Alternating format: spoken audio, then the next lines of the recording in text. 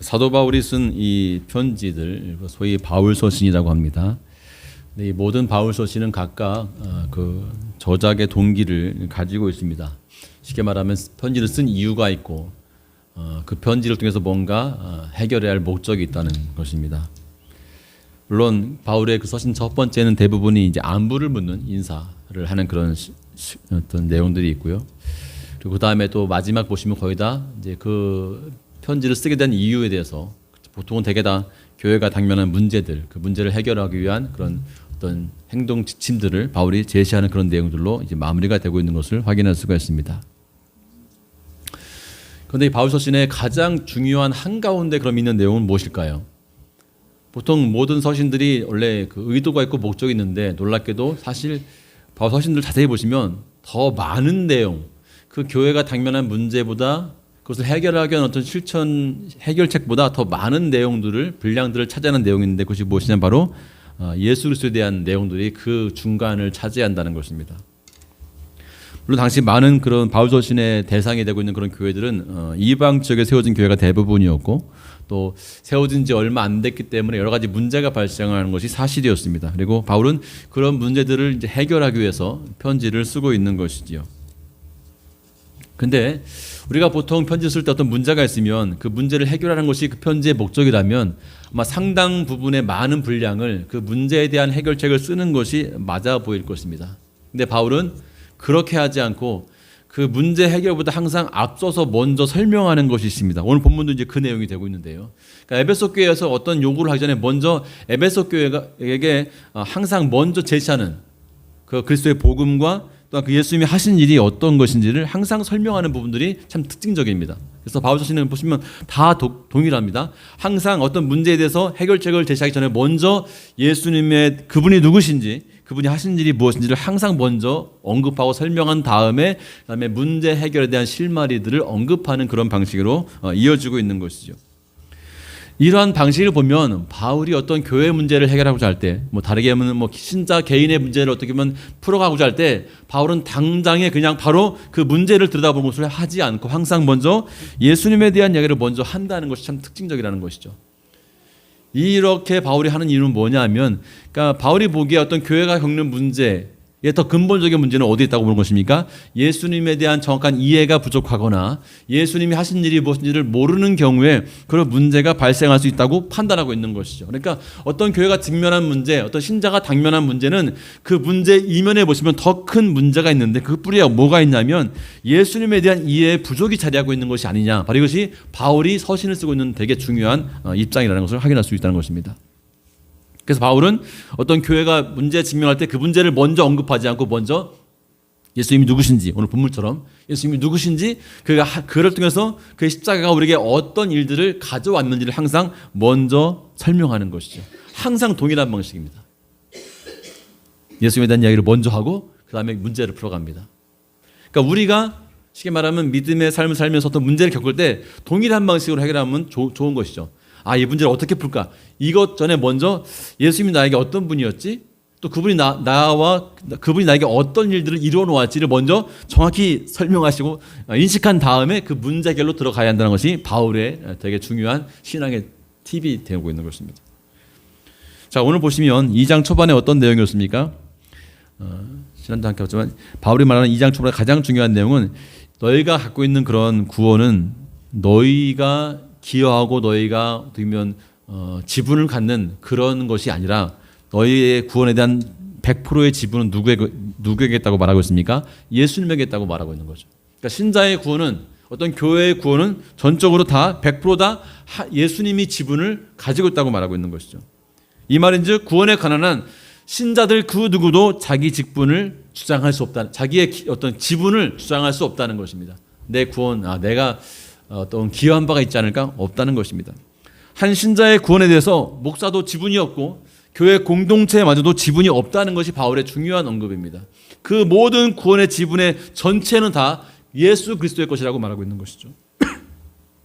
그래서 오늘 보시면 바울은 하나님의 구원에 관한 그 어떤 사람도 자기 자신은 물론이거니와 그 어떤 타인들도 그 구원에 대한 자기 지분을 주장할 수 없다고 말하죠. 13절 말씀을 이런 말을 합니다. 전에 멀리 있던 너희가 그리스도 예수 안에서 그리스도의 피로 가까워졌느니라. 정확합니다. 너희가 구원받은 것, 너희가 하나님과 하나 된 것, 가장 중요한 근거는 오직 그리스도 예수 이거밖에 없다는 것입니다. 다른 그 어떤 것도 너희의 구원에 참여하거나 구원에 입하자는 것이 없다고 말하고 있는 것이죠.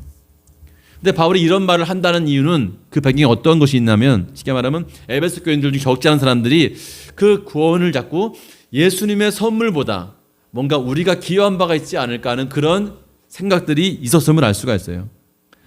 한국교회도 보시면 많은 신자들이 그 구원에 대해서 자기의 지분이 있다고 생각합니다.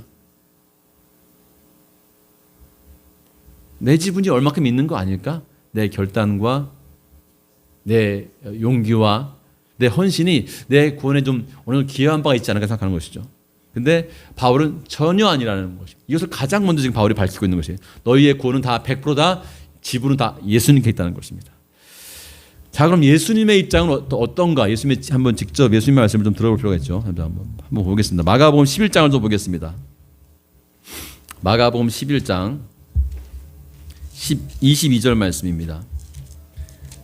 우리가 흔히 이 말씀 보시면 그 다음에 뭐 믿음에 대한 기도에 응답하시는 그 하나님에 대한 내용들이 나오고 있는데요.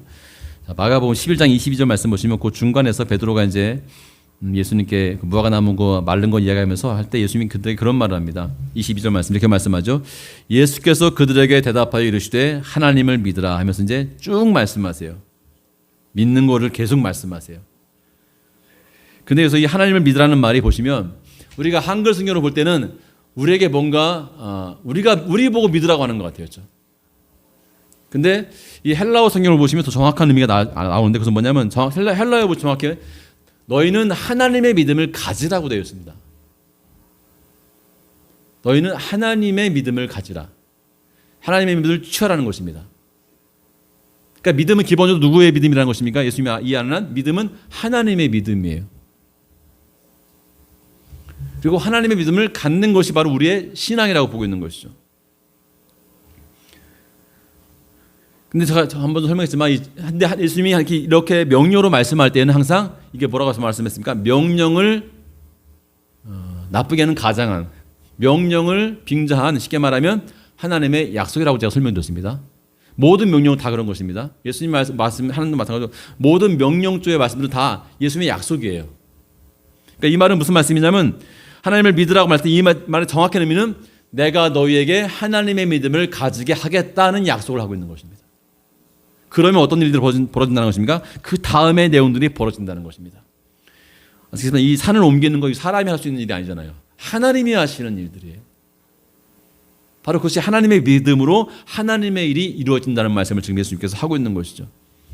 그러니까 다시 한번 에베소 돌아오시면 마찬가지입니다. 에베소 말씀 보시면 바울이 지금 그런 기조에 서 있는 거죠. 그러니까 믿음은 기본적으로 누구의 것입니까? 하나님의 것이에요. 너에게 믿음이 있다는 누가 믿음을 준 것입니까? 하나님 믿음을 주었다는 거예요. 누구를 통해서? 예수를 통해서 주었다는 것입니다. 그래서 그 믿음과 그 믿음으로 인한 구원은 전적으로 다 하나님께 지분이 있는 것이고 예수님에게 지분이 있고 우리는 아무런 지분이 없다는 것입니다. 이게 왜 중요한 문제인가? 여러분, 왜 구원에 대해서 우리 지분이 없는 게 그걸 밝히는 게 중요한 것일까요? 왜 이 믿음과 구원의 지분이 전적으로 하나님께 있음을 왜 밝히는 게 중요할까요? 이게 그렇게 중요한 문제였을까요? 중요한 문제라는 거예요, 바울이 볼 때는. 그래서 계속 지금 보시면 오늘 본 보시면 되게 여러 번 설명합니다. 자, 왜 중요한 것인가를 이제 오늘 본문에서 함께 보겠습니다.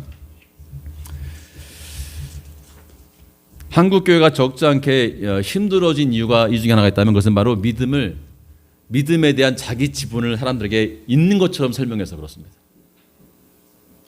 심지어 어떤 큰 교회들은 우리 교회가 뭐 하나님 나라에 큰 지분을 행사하는 것으로 생각합니다.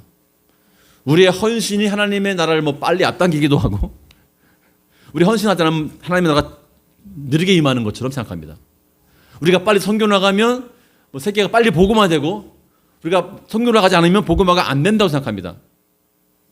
근데 우리가 아는 개신교의 가장 중요한 이 선교 개념에서 선교는 다 하나님이 하시는 것입니다. 하나님이 하시고 하나님이 다 이루시는 거예요. 그래서 우리가 그 구약 명칭을 미시오데이라고 해서 하나님의 선교예요. 사람 거기 낄 틈이 없어요. 근데 참여가 초청을 주면 참여하겠지만 우리는 절대 메인이 아닌 것입니다. 바울이 그 말을 사실 지금 하고 있는 것입니다. 그래서 바울은 하나님의 믿음을 가지라. 너희의 구원은 하나님이 주신 선물이지 너희의 기여한 바가 없다는 것입니다. 그래서 바울은 어떻게 설명하냐면 오늘 14절 말씀 보시면 이렇게 말씀하죠. 그는 우리의 화평이신지라 둘로 하나를 만드사 원수된 것 곧 중간에 막힌 담을 자기 육체로 허시고, 똑같은 말을 16절 말씀에서 한 번 더 하시죠. 또 십자가로 이 둘을 한 몸으로 하나님과 화목하게 하려 하심이라 원수된 것을 십자가로 소멸했다. 여기 두 개가 있죠. 육체로 헐었다는 말이 나오고요. 담을 허물었다. 그다음에 16절 보시면 십자가로 완전히 소멸, 제거시켰다. 델리트했다는 것입니다. 예수님은 우리로 하여금 어떤 하나님과 우리 사이를 막고 있는 그 가운데 있는 어떤 화목을 방해하는 그 담을, 다르게 말하면 죄악이라고 할 수 있겠죠. 그 담을 우리로 하여금 넘어서서 하나님과 화목하게 하신 건 아니라 그 담을 아예 다 없앴다는 거예요. 소멸과 허물을. 근데 다 자기 육체를 쉽게 말하면 산화시켜서 그 담을 다 없앴다는 거예요. 다 부수고 다 먼지로 만들었다는 것입니다. 이걸 누가 했다는 것입니까? 예수님이 했다고 말씀하고 있는 것이죠. 그러니까 우리의 구원은 예수님의 그 몸바쳐 하신 헌신과 희생으로 말미암아 사라지고 말았어요. 그 담이 다 없어진 것입니다. 확실하게 없어졌다고 말합니다. 그러니까 이 우리의 구원은 누가 하신 것입니까? 그 예수님이 하신 것이죠. 우리와 하나님을 화목하게 만든 것, 우리와 하나님을 가로막던 담을 없앤 분이 누구예요? 예수님이에요. 우리의 막 열심히 있는 기도가 그 담을 없앤 것이 아니에요. 그 담을 흔든 것이 아니에요. 예수님의 몸이 다 사라지면서 그 담을 다 없앴다고 말씀하고 있습니다. 제거했다고 말씀하고 있는 것이죠. 이거 똑같은 말이 그 앞에 12절 말씀에도 한 번 더 나옵니다. 12절 말씀 중간에 이런 말씀이 있죠. 약속의 언약들에 대해서 너희는 원래 외인이었다. 이런 말이네요. 언약이란 말. 여러분, 언약이란 말이 우리는 별로 그냥 중요하지 않을 수 있지만 이스라엘 사람들은 언약을 무지 중요한 말로 이해하고 있죠. 각인합니다. 언약이란 말은 되게 중요한 말이에요. 아브라함도 들었던 말이고 아담도 들었던 말이고 다 언약이란 말을 들어요.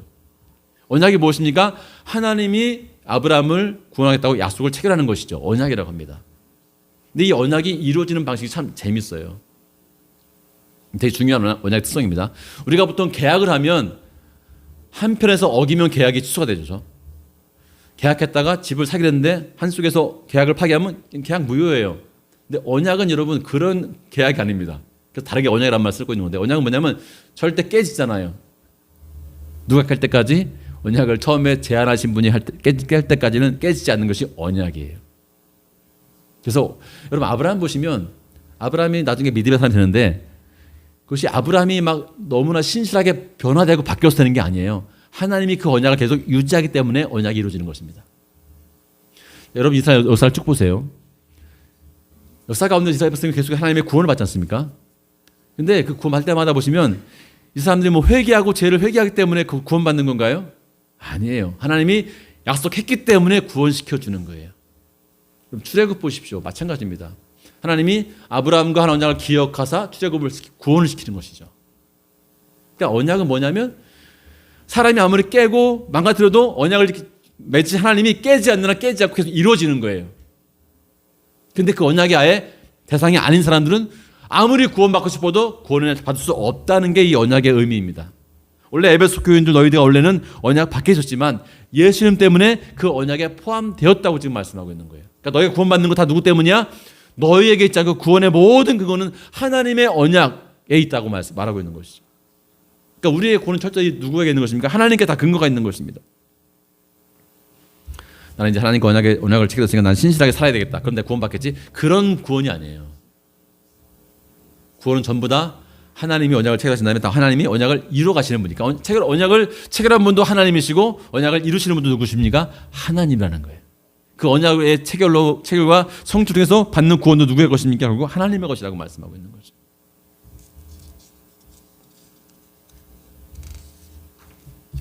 그래서 오늘 14절과 16절 말씀을 계속해서 그 십자가가 바로 그렇게 우리와 하나님 사이의 담을 허물었다고 강조하고 있는 것입니다. 오직 우리의 구원의 100% 지분 다 예수님께 있다는 것입니다. 그러니까 우리의 구원은 기본적으로 우리가 기여한 바가 없고 참여한 바가 없는 것이죠. 그런 의미에서 이 구원은 되게 안전한 것이라는 것이 바울의 이해입니다. 사람이 참여했으면, 사람이 배반하면 그 구원이 흔들릴 수 있어요. 사람의 헌신이 만약에 구원을 만들었다면 사람이 헌신하지 않으면 구원이 흔들 수 있는 거잖아요. 그러나 우리가 받은 구원은 사람의 헌신과 사람의 열심과 결단에 근거하지 않고 예수님의 완벽한 그 헌신에서 근거한 것이기 때문에 그 어떤 사람의 행동에 의해서 흔들릴 수 없다는 것이 바울의 지금 설명인 것입니다. 너희가 받은 구원 확실하고 흔들리는 것이 아니야. 염려하지 말라는 것입니다. 왜요? 애초부터 그 구원의 근거가 사람에게 있지 않고 다 예수님에게 있기 때문에 그분이 그것을 번복하지 않는 한 그 구원은 흔들리지 않고 가장 안전한 구원이라고 말하고 있는 것이죠. 그러니까 이런 말이죠. 에베소 교회 신자들아, 너희가 받은 구원은 지금 완벽하게 보호받고 있어. 왜요? 이미 그것을 이루신 분이 완벽하게 다 해결했고 지금도 그 구원은 너희에 의해서가 아니라 그 예수님의 십자가, 이미 완벽히 행하신 그 십자가에서 완벽히 보호받기 때문에 흔들릴 이유가 없다고 말하고 있는 것입니다. 사람의 열심에 흔들리지 않아. 사람의 게으름 때문에 그 구원이 흔들리냐? 그렇지 않다는 것입니다. 사람의 어떠함에 의해서 이 구원이 막 뿌리쳐 흔들리는 그런 경우는 절대 없다는 것이 바울의 중요한 고백이 되고 있는 것이죠. 그러면서 바울이 한 가지를 더 언급해서 이 구원이 얼마나 안전하고 든든한 것인가를 한 번 더 설명하는데 바로 그 말씀이 17절 말씀에 나옵니다. 여기 보시면 이런 말씀합니다. 또 오셔서 먼 데 있는 너희에게 평안을 전하시고, 평안이라는 말 하나님의 구원이고 하나님 나라일 수 있습니다. 이제 중요한 단어가 또 왔다는 것입니다. 우리 지난번 설명했지만 여러분, 예수님의 제자들이 진짜 예수님의 제자로 변신하고 전환되는 그 순간이 언제입니까? 두 번째 갈릴리에서 예수님을 만날 때이죠.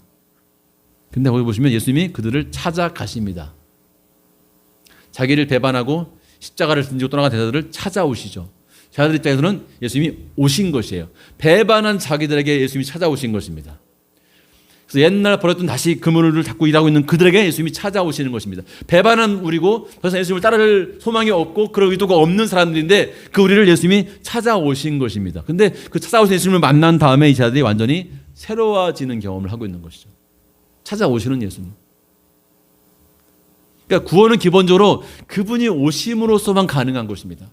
우리가 하나님을 찾는다고 그분이 우리한테 우리가 찾아갈 수 있는 그런 분이 아니라는 거죠. 하나님은 기본적으로 오실 때만 만날 수 있는 분이라는 것이죠. 우리 예배가 무엇입니까? 하나님께 나가는 것입니까? 아닙니다. 그분의 찾아오심을 사모하고 구하는 것이 예배이고 기도입니다. 내가 가서 내가 내 말을 다 하고 내가 내 원하는 바를 성취하겠다. 하나님께 나가는 것 불가능한 것이죠. 사람들은 하나님께 나아갈 수 없습니다. 하나님이 오실 때만 그 하나님을 만날 수가 있는 것이죠. 근데 바로 구원이 그런 방식으로 온다는 거예요. 구원은 우리가 열심히 올라가서 붙잡고 쟁취하는 그런 것이 구원이 아니라 구원은 기본적으로 예수님이 와서 줄 때만 얻을 수 있는 것이다. 그런 의미에서 이 구원은 전적으로 100% 다 지분이 예수님께 있다는 거예요. 찾아와서 구원을 주시고 그분에게 지분이 있는 것이 우리가 절대 그 구원에 대해서 지분을 행사할 수 없다고 바울이 지금 말하고 있는 것입니다.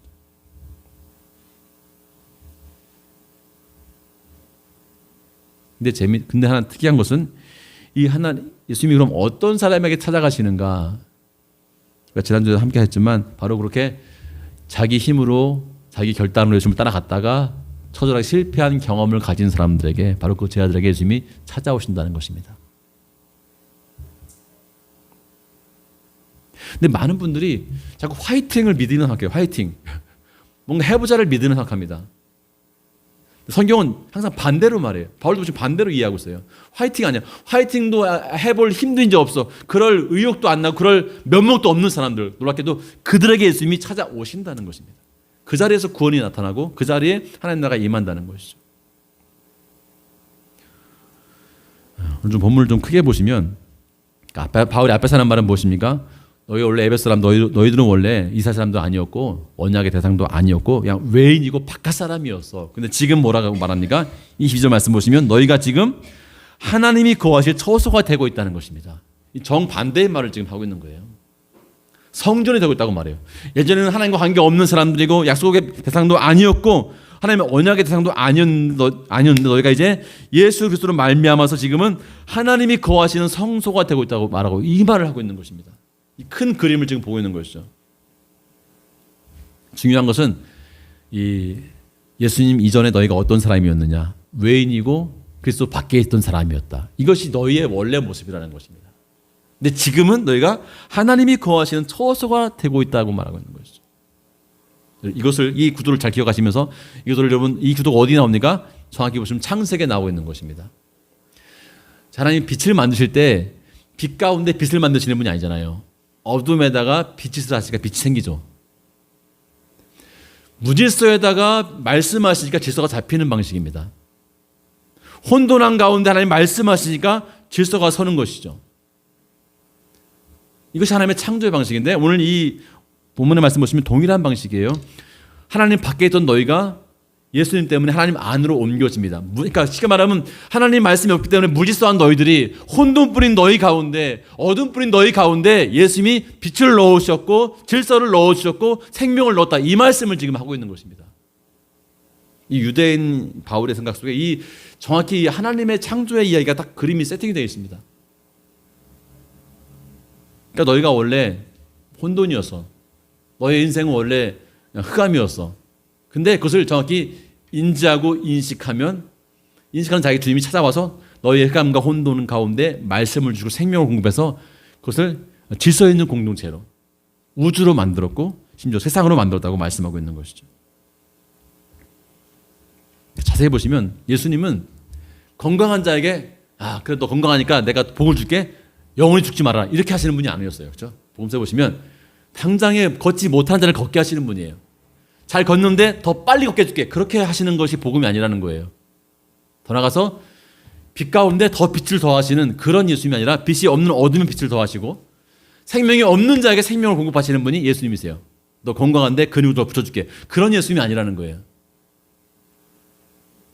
그러니까 예수님의 일은 항상 여러분 창조의 방식으로 진행되는 것입니다. 근데 이 창조의 방식이 어디에 임하냐면 정확히 예수님이 빛이라 말씀을 어디에 하시냐면 어둠에게 하시는 거예요. 일어나 걸으라고 하시는 말씀을 누구에게 합니까? 걷지 못하는 자에게 하시는 거예요. 이제 보라는 말씀을 누구한테 하십니까? 보지 못하는 자에게 하시는 것입니다. 난 잘 보는데, 난 잘 걷는데, 난 어둠이 아닌데, 이런 자에게 예수님이 절대 말씀을 주지 않는다는 것입니다. 자신이 어둠이 있는 것을 알고 나 어둠뿐이다, 난 걷지 못하는데, 하나님께 나아갈 수 있는 힘도 없고 그럴 아직 지혜도 없는데, 이것을 철저히 인정하는 자에게 예수님이 지혜를 주시고 걷게 하시고 보게 하신다는 것입니다.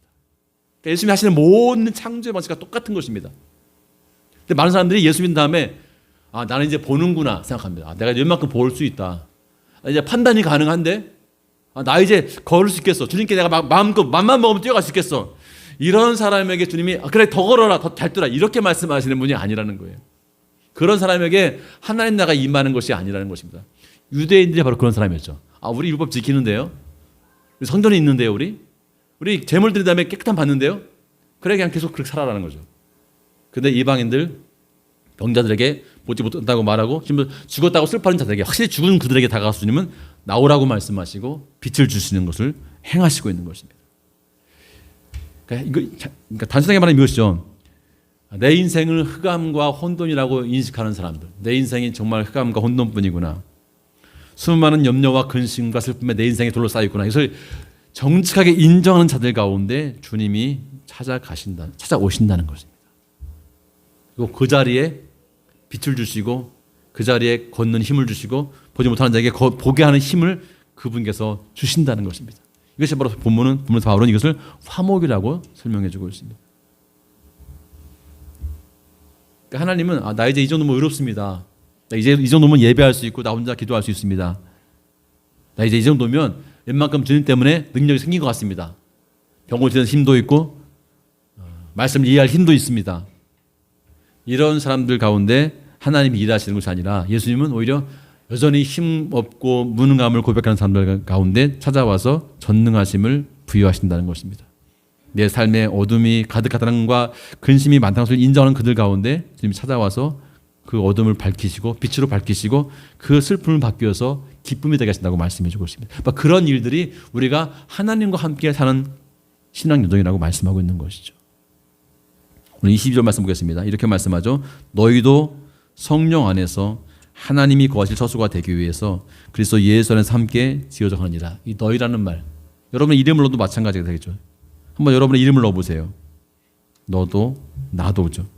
성령 안에서 하나님이 거하실 처소가 되기 위해서 한 가지 조건이 있죠. 바로 앞에 있는 말씀이에요. 우리가 이방인이어야 되고 그리스도 밖에 있었던 사람이어야 되고 그 정확히 인지하라는 것입니다. 우리가 언약에 대해서 외인이고 우리의 인생은 예수님 없던 우리 인생은 온전히 흑암과 어둠과 혼돈뿐이었음을 인정하는 사람에게 예수님께서 바로 이러한 것들을 허락하신다고 말씀하고 있습니다. 그러니까 여러분 예수님은 기본적으로 지금도 창조하시는 일을 되게 좋아하시는 분이세요.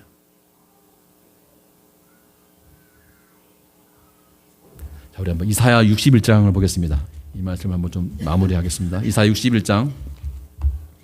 요즘에 통독 중에 이사야를 보고 계시죠? 네, 이사야서 61장을 좀 보겠습니다. 3절 말씀입니다.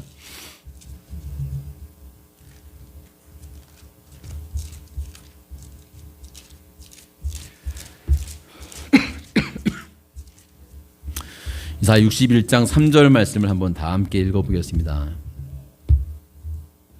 자, 3절 말씀 함께 읽을까요? 시작. 무릇 시온에서 슬퍼하는 자에게 화관을 주어 그 죄를 대신하여며 기쁨의 기름으로 그 슬픔을 대신하여 찬송의 옷으로 그 근심을 대신하시고 그들이 의의 나무 곧 여호와께서 심으신 그 영광을 나타낼 자라 일컬음을 받게 하려 하십니다. 세 번역으로 읽어보시면 이렇습니다. 시온에서 슬퍼하는 사람들에게 제 대신에 화관을 씌워주시며 슬픔 대신에 기쁨의 기름을 발라주시며 괴로운 마음 대신에 찬송이 마음에 가득 차게 하셨다. 그리하여 사람이 그들을 가리켜 의의 나무 주님께서 스스로 영광을 나타내시려고 손수 심으신 나무라 부른다. 이게 무슨 말씀이냐면 메시아는 구원자는 슬픔을 당한 자에게 기쁨을 주시는 분이라는 것입니다. 죄가 있다고 회개하는 그 죄를 뒤집어 쓴 사람에게 그걸 벗겨내고 꽃 화관을 씌워주신다는 것입니다. 그 다음에 슬픔을 느끼는 자에게 인생의 슬픔을 느끼고 고백하는 자에게 기쁨의 기름을 발라주실 것이라고 말합니다. 그리고 괴로운 마음을 가진 자의 마음을 바꾸어서 찬송이 되게 할 거라고 말하고 있는 것입니다. 정반대의 얘기를 하시는 거죠. 나 기쁘다 이런 사람에게 예수님은 아무런 일을 못 하십니다. 나 슬프다 이 사람에게 예수님이 뭔가 하실 수 있는 여지가 있는 거예요. 나 죄가 없는데 이런 사람에게 하나님께서 하실 일이 아무것도 없는 거예요. 난 슬프다고 맨날 기뻐? 이 사람에게 하나님께서 하실 일이 없어요. 그러나 나 슬프고 힘들고 내 삶에 수많은 근심이 있음을 아는 사람들 이런 사람에게 예수님이 하실 일이 있는 것입니다. 여기 이런 빛 가운데 여러분 핸드폰을 켜도 빛이 이렇게 밝은지 모를 거예요. 근데 어둠 가운데 빛을 딱 켜면 엄청 밝잖아요. 바로 하나님이 그런 일들을 좋아하시는 분이라고 여러분 감지하셔야 됩니다. 그러니까 나는 밝아. 그런 사람에게 주님은 빛을 주실 이유가 없는 거예요. 근데 하나님 보시기에 모든 사람은 어둡다는 거죠. 절망에 있다는 것이죠. 그것을 인정하고 주님께 나오면 주님이 그 사람의 인생 가운데 빛을 주시고 질서를 허락하신다고 말씀해 주고 있습니다.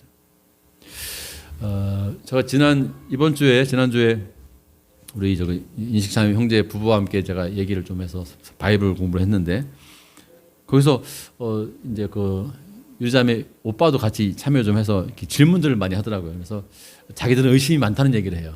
우리 의심이 많아요. 그래서 의심 아니고 그건 질문이라고 제가 설명. 그건 의심이 아니라 질문이다.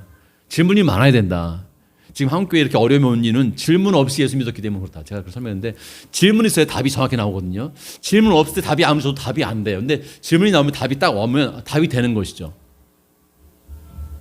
그래서 그렇습니다. 여러분 그 질문이 바뀌어서 믿음이 되는 것이다.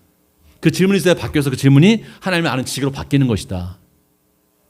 저희 집사람이 어릴 때 질문 많다고 교회에서 책만 받던 아이였습니다. 너 왜 질문이 많아? 믿으면 되는데 자꾸 질문을 많이 하니? 그래서 되게 미움받던 학생이 우리 집사람 어릴 때 학생. 제가 중학교 이제 중학교 올라왔을 때 제가 처음 만났는데 그때 학생이었죠. 저는 질문을 받아주는 사람이거든요. 그래서 저 들으면서 되게 놀랐대요. 뭐 저런 전사님이 다 있나? 믿으라고 하지 않네? 그래서 그랬어요. 그 질문을 먹고 믿음은 자라는 겁니다. 오늘 아까 그 이사야 말씀 무슨 말씀입니까? 쉽게 말하면 이거예요. 찬송은 근심을 먹고 자란다는 것입니다. 비슷한 말씀이죠. 슬픔이 있는 곳에 하나님이 기쁨을 주신다는 것이고 괴로운 마음을 가진 자에게 하나님이 즐거운 찬송을 마음에 채워준다고 말씀하고 있습니다. 그러니까 내가 지금 슬픈 마음이 있습니다. 근심의 마음이 있습니다. 그래서 정확히 고백하면 하나님이 그 사람에게 뭐예요? 오셔서 기쁨의 마음과 즐거운 마음을 채워준다는 것입니다. 그러니까 우리가 누군지를 정확히 인식하면 깨달으면, 고백하면 예수님이 그 사람에게 찾아와서 그 사람에게 없는 것을 채우신다는 것입니다. 그것이 바로 구원이라고 바울은 지금 본문에서 말하고 있는 것이죠. 너희 에베소 교회 너희가 지금 받은 구원이 바로 그것이라는 것입니다. 그래서 그 구원은 전적으로 하나님이 주시는 거예요. 슬픔을 가진 기쁨이 있다면 기쁨은 누가 주신 것입니까? 하나님이 줬다는 것이죠. 어두운 내 삶이었는데 빛으로 바뀌었다면 그 빛은 누가 주신 것입니까? 하나님이 줬다는 거예요. 100%. 무중하고 무능한 나에게 지금 능력이 있다면 그 능력은 누가 주신 것입니까? 전 100% 하나님이 줬다는 것입니다. 바로 이런 고백을 가진 자들이 바로 하나님의 백성이고 하나님의 자녀라고 바울은 지금 본문에서 우리에게 알려주고 있는 것이죠. 바로 말합니다. 너희가 지금 하나님의 처소로 되고 있다는 것입니다. 한 가지만 말씀드리고 말씀 마치겠습니다. 여러분, 하나님의 처소, 하나님의 처음 처소가 어디였습니까? 성경에 보시면 하나님의 처음 처소는 이스라엘 백성과 관계에서 보시면 광야였습니다. 광야는 아무것도 없는 곳입니다. 사람이 건물도 세우지 않은 곳이 광야고, 사람이 샘물도 팔 수 없는 곳이 광야고, 사람의 어떤 그런 인공물도 허락하지 않는 곳이 광야입니다. 근데 거기에 하나님께서 성막을 치게 하십니다. 하나님의 집이라고 말씀하세요. 우리말로 말하면 빈 땅이에요. 사람의 수고와 사람의 노력과 사람의 아무런 성취물도 없는 그 땅에 하나님이 자기 집을, 성전을 세우신 것입니다. 성소를 세우신 것이죠. 우리 인생도 마찬가지입니다. 하나님, 제 인생을 잘 보세요. 하나님이 쓰실 만한 지혜가 저한테 많이 있습니다. 하나님 쓰실 만한 제가 열심도 있는 사람이고, 하나님이 사용하고 하나님이 집을 쓸 만한 의의 기둥이 난 많습니다. 이런 사람에게 하나님이 성소를 세우실 분이 아닙니다. 그거는 가짜라, 잘못된 고백이라는 거예요. 하나님, 나는 의의 기둥은 정말 아무것도 없고, 나는 하나님이 쓸 만한 어떤 건너뛰 있는 그런 성전을 세울 만한 재료가 아무것도 없어요. 그냥 빈 땅일 뿐이에요. 아무것도 없어요. 그게 진짜 고백이라는 것이죠. 그러냐? 거기에 하나님께서 자기의 거처를 삼으신다는 것입니다. 여러분, 히브리인들이 왜 구원받습니까? 히브리인들이 왜 하나님의 백성이 되었습니까? 아무것도 없는 자들이라는 거예요. 너희는 아무것도 없다. 세상 그 어떤 사람도 그 히브리 민족의 왕이 되고 싶어 하지 않습니다. 아무것도 없는 자의 노예일 뿐이거든요. 하나님이 그 아무것도 없는, 땅도 없고 자기네 왕도 없고 그런 자들에게 내가 너희의 왕이 되겠다고 말씀하시는 것입니다. 그런 방식으로 하나님 우리의 왕이 되시고 우리의 구원자가 되시는 것입니다. 그렇다면 여러분, 그 이후로도 계속 우리가 무슨 고백을 해야 됩니까? 우리에게 하나님이 왕인 이유가 무엇이겠습니까? 우리가 아무것도 없는 자이기 때문에 그분이 왕이신 거예요. 우리가 의로움이 없기 때문에 그분이 의로로 와 있는 것이고, 우리가 슬픔밖에 없는 존재이기 때문에 그분이 기쁨으로 와 있는 것이고, 그래서 우리는 원래 빈 터이고 아무것도 없는 터이인데, 광야일 뿐인데 주님 거기에 자신의 처소를 세우신다고 말씀하고 있는 것입니다. 오늘 우리가 바라기는 여러분 한 사람 한 사람이 믿음의 삶을 살아가면서 여전히 나는 빈 땅임을 고백할 수 있기를 바라고, 그 빈 땅의 고백을 항상 유지하십시오. 그런 자들 가운데 주님은 찾아오셔서 하나님의 성소를 삼으시겠다고 말씀하시는 것입니다. 그 과정이 평생 우리가 이 땅에서 경험해야 할 믿음의 과정인 것입니다. 근데 많은 분들이 하나님 쓸만한 자꾸 뭔가 믿음을 자꾸 준비하려고 해요. 하나님이 뭔가 쓸만한 벽을 준비하려고 하고, 그죠? 아니라는 거예요. 우리는 그것도 것도 준비할 수 없는 자입니다. 가진 것이 없는 자입니다. 이런 고백을 할 때마다 하나님은 그 사람의 인생 가운데 기쁨을 채우시고 즐거움을 채우신다고 말씀하고 있습니다. 여러분, 그 은혜를 경험하는 우리의 삶이 되기를 간절히 바랍니다. 함께 찬양하시겠습니다. 오늘 함께 하실 찬양은